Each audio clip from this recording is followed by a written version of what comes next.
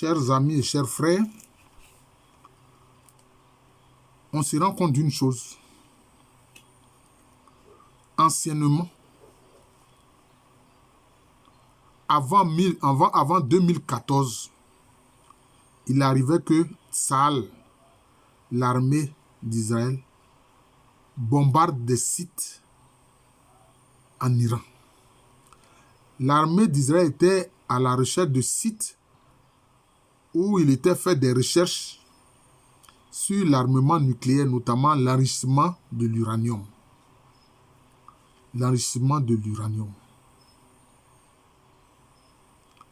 Mais l'Iran a dû faire des sites, créer des sites très profonds dans le sous-sol pour pouvoir poursuivre tranquillement ses recherches sur l'enrichissement de son uranium. Donc aujourd'hui, les services secrets d'Israël, c'est-à-dire le Mossad et les services secrets des États-Unis, la NSA, la CIA, etc., ne peuvent pas savoir à quel niveau d'enrichissement est parvenu l'Iran. À quel niveau d'enrichissement de son uranium l'Iran est parvenu. Si bien qu'aujourd'hui, Israël ni les États-Unis n'osent bombarder directement un point sur le territoire iranien. On peut se demander pourquoi. Dernièrement, on a vu, après le déclenchement de la guerre entre Israël et Gaza, à partir du 7 octobre 2024, l'armée israélienne, l'aviation israélienne a bombardé plutôt l'ambassade d'Iran en Syrie, à Damas.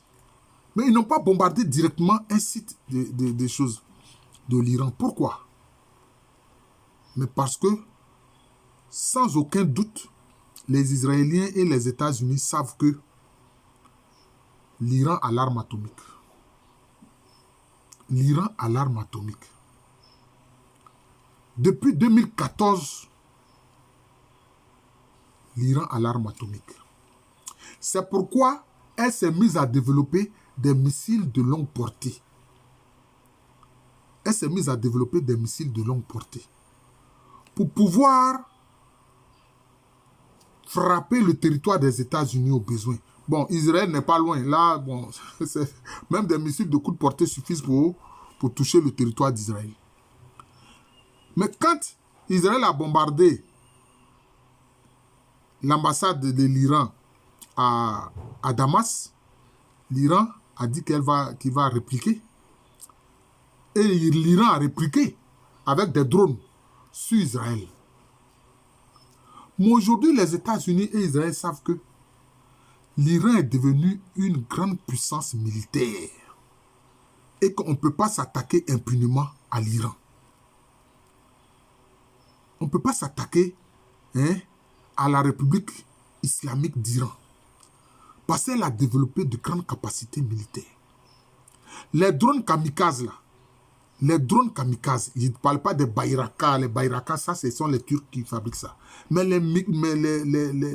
les drones kamikazes, c'est les Iraniens qui font ça. Ils ont été les premiers à élaborer ces drones kamikazes.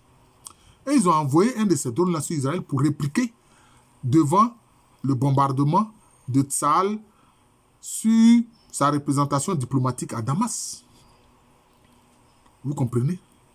Et l'Iran a prévenu les États-Unis et Israël pour dire que l'assassinat du général Soleimani, c'est un des généralissimes, un grand stratège de l'armée iranienne qui est un des dirigeants de ce qu'on appelle les Bassigés, c'est-à-dire les gardiens de la révolution islamique d'Iran.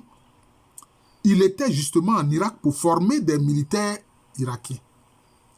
Parce qu'il faut dire une chose, les États-Unis, quelquefois, ils posent des actes, mais ça se retourne contre eux. Quand ils ont attaqué Saddam Hussein et ils l'ont tué, Saddam Hussein, c'était un musulman sunnite. Mais en réalité, ils ne savaient pas que la majorité de la population irakienne est chiite. Or, c'est l'islam chiite qui est la religion officielle de l'Iran. Donc, finalement, le pouvoir est tombé aux mains des chiites en Irak. Et justement, on a vu le général Soleimani, son rôle était de former l'armée irakienne. Parce que celle qui était là au moment de Saddam Hussein s'est effondrée. D'ailleurs, certains sont allés s'allier à Daesh, à l'État islamique. Vous comprenez? Donc, l'Iran est en train de développer maintenant des missiles de longue portée. Et de plus en plus, ils réussissent cela. Hein?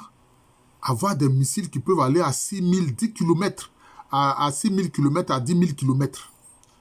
C'est ce que l'Iran est en train de faire. Et puis, l'Iran, je peux dire, sur l'échiquier, pose des pions importants. Qu'est-ce que ça dit? Aujourd'hui, le gouvernement irakien est dirigé par des chiites.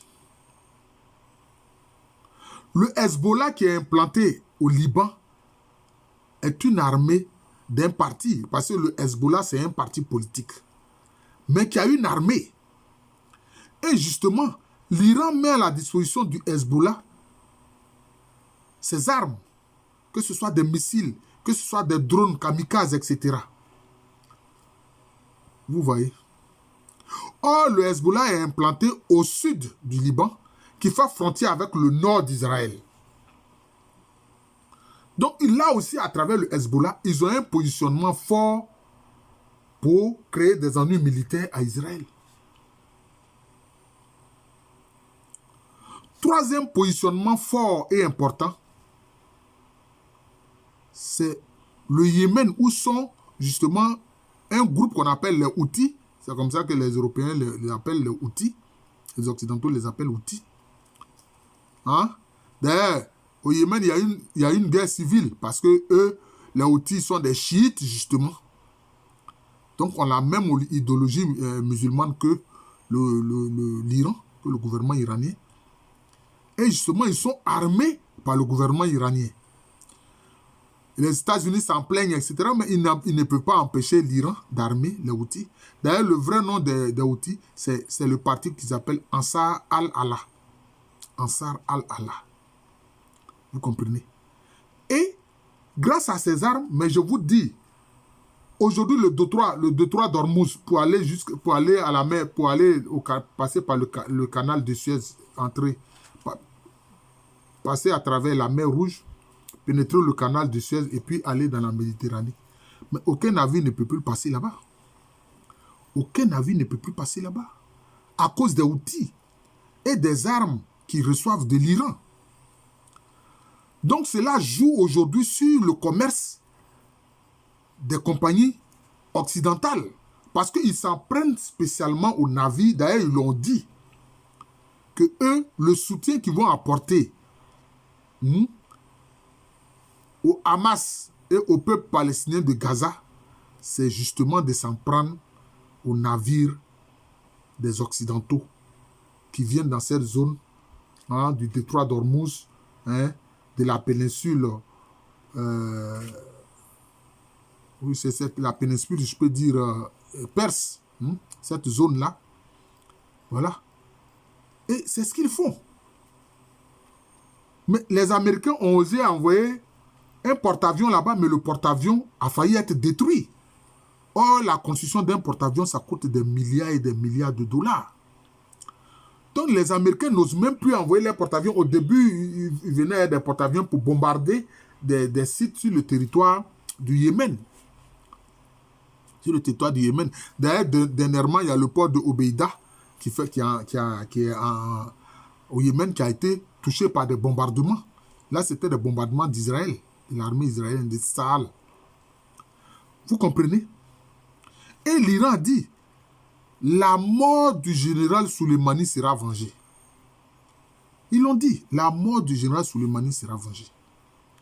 Donc, vouloir poursuivre la politique de la domination de l'hégémonie américaine dans le monde, aujourd'hui, s'essouffle. Parce qu'ils n'osent même pas attaquer l'Iran. Ils n'osent pas. Je vous dis, ils n'osent pas attaquer l'Iran.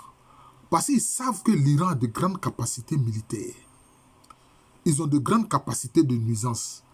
Parce que ce qui a fait la joie des dirigeants américains, c'est qu'eux, ils portent la guerre chez les autres, mais la guerre ne touche jamais leur territoire directement. La guerre ne touche jamais leur territoire directement. Hein? Mis à part la guerre civile qu'ils ont eue entre eux-mêmes.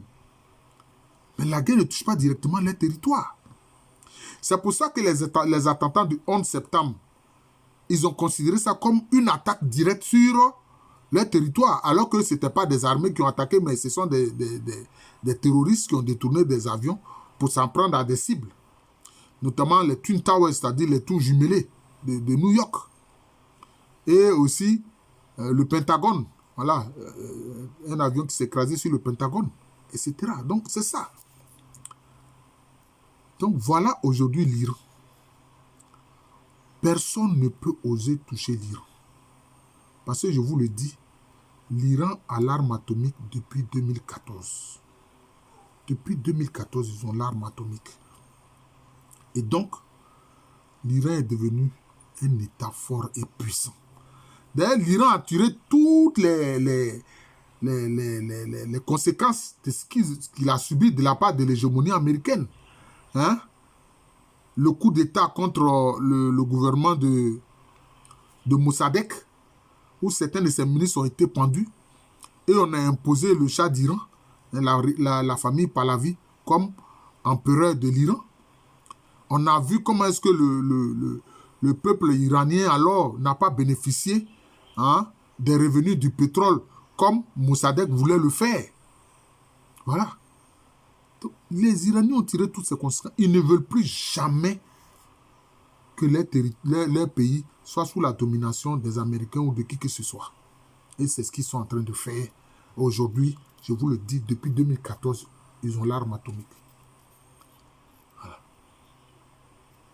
Je crois que même si ils font croire au plan officiel, notamment les médias occidentaux, que oui, les Iraniens ont enrichi, ils ont enrichi l'uranium jusqu'à 60%. S'ils atteignent 80%, ils auront l'arme atomique. Tout ça, là, c'est du bavardage. Ils savent très bien que l'Iran a l'arme atomique. Ça, c'est clair. L'Iran a l'arme atomique. C'est pour ça qu'ils n'osent pas attaquer directement son territoire. En tout cas, ce qui est sûr, les services secrets leur ont dit attention.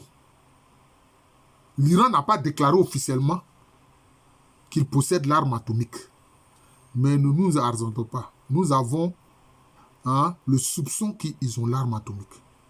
Parce qu'aujourd'hui, ils ont installé leur base de recherche sur l'enrichissement de l'uranium tellement profond dans leur sous-sol et dans des zones difficilement accessibles. Voilà. Donc, chers amis, qui aimaient l'histoire et qui aimaient aussi l'actualité, parce que ça entre dans l'histoire. C'est pour ça que ni les États-Unis, ni Israël n'osent attaquer directement le territoire iranien, bombarder le territoire iranien comme ils ont eu à le faire dans le passé. Voilà, ils ne peuvent plus faire ça. Et c'est pour ça que, qu'est-ce qu'ils font? Ils s'en vont bombarder l'ambassade de l'Iran à Damas, en Syrie. Voilà. Donc, voilà, c'est de ça que j'ai voulu vous parler. Je suis le professeur Alou Kwame Reni.